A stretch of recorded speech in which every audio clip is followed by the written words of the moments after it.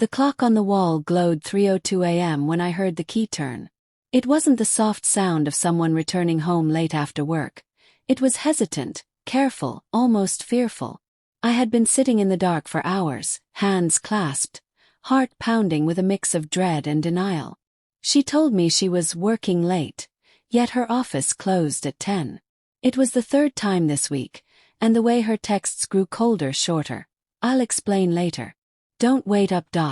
Had carved a knot of unease in my chest.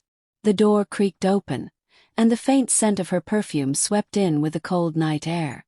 I stayed still, the living room cloaked in shadows. When she stepped inside and saw me, her face drained of color. Her purse slipped from her shoulder and hit the floor with a dull thud. "Michael," she whispered, her voice thin, brittle. "What are you doing up?" Before I could answer, a voice from the hallway, deep, unfamiliar, careless, called out, "Babe, who's that?" The sound cut through me like a blade. The shattering moment. For a heartbeat the world stopped. The air felt thick, unbreathable. I saw her flinch, her eyes darting back to the door as if wishing she could shut time itself behind it. "Who is he?" I asked, my voice quieter than I expected.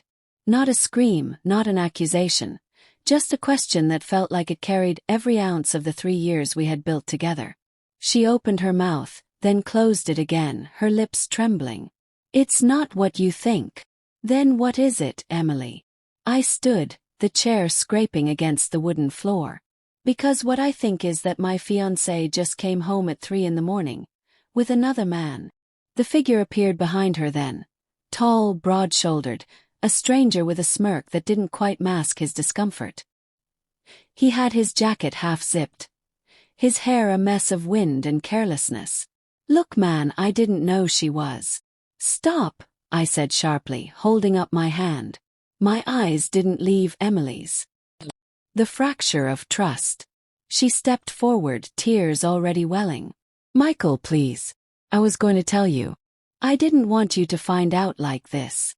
I laughed bitterly, a sound that didn't feel like it came from me. "Tell me. When?" "After the wedding. On our honeymoon." Her fingers twisted in front of her, the engagement ring I'd saved months for glinting mockingly under the faint light. "It started a couple of months ago. I didn't mean for it to happen. Felt alone. You were so busy with work, and so this is my fault." My voice cracked. "No," she cried. "I'm not saying that. He made me feel wanted again." The man behind her shifted uncomfortably, clearly regretting every step that led him to this doorway. "Look, I'm out," he muttered, and left without waiting for her to reply. The door clicked shut, leaving only the two of us in the wreckage of what used to be a home. Pieces on the floor. We stood there in silence, the clock ticking like a countdown to the end of everything. I finally spoke, my throat dry. "Do you love him?" She hesitated. That hesitation was worse than any answer. "Emily," I said, forcing her to look at me. "Do you love him?" Her voice broke. I don't know." The room swayed.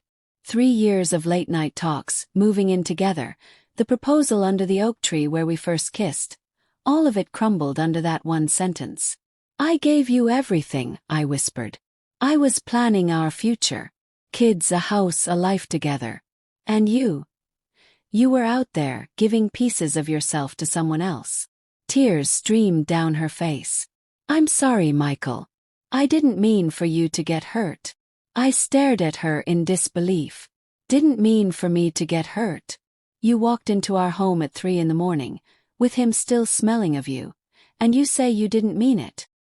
The breaking point. She reached out, but I stepped back. "Don't," I said. "Just don't." There was a part of me that wanted to rage, to scream, to throw something, anything, to match the chaos ripping through my chest. But another part, a quieter, colder part, had already started shutting down. "Was it ever real?" I asked softly. A sob. "Yes. God, yes. I loved you. Still. Think I still do." But I was confused. I felt like we were drifting. "Then you could have talked to me," I said. "You could have said something. Instead, you chose this." The silence after that felt heavier than any words. The decision. I walked past her into our bedroom. No, my bedroom now, and began pulling a bag from the closet. She followed, panic. Michael, wait. Where are you going? I don't know, I said, shoving clothes into the bag with numb hands. But I can't stay here. Not tonight. Please, she begged, clutching my arm. Don't leave like this. We can talk, we can fix it. I turned to her, finally letting the anger show. Fix it. You don't patch a ship that's already sinking with more holes, Emily. You let it go down. Her grip loosened, and she crumpled onto the edge of the bed, sobbing into her hands. Sleepless dawn.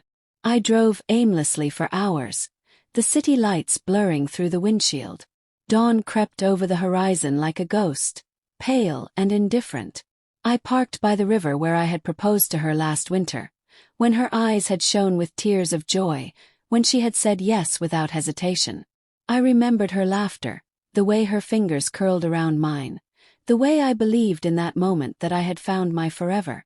Now, all I could feel was the cold weight of her absence, even when she was still in that apartment. Aftermath and answers. The following days were a blur of calls from friends, missed work, and messages from her. Pleased to meet, to talk, to try again. But how do you rebuild a house when the foundation has been eaten away by termites you didn't even know were there? I met her one final time a week later, in the same cafe where we had planned our wedding seating chart. She looked pale, hollowed by guilt. I ended things with him, she said quietly. It was a mistake. I want to make it right. I stirred my coffee slowly. And if I take you back, how long before you find another mistake? She flinched. That's not fair. It's not fair that I loved you with everything I had, and you gambled it for a thrill at 3 a.m, I replied. We sat in silence after that, both knowing what had to be said. I'm calling off the wedding, I said finally. Tears slipped down her cheeks, but she nodded. I understand. Healing the wound. It's been months now. The ring sits in a drawer, a cold reminder of the night that split my life into before and after.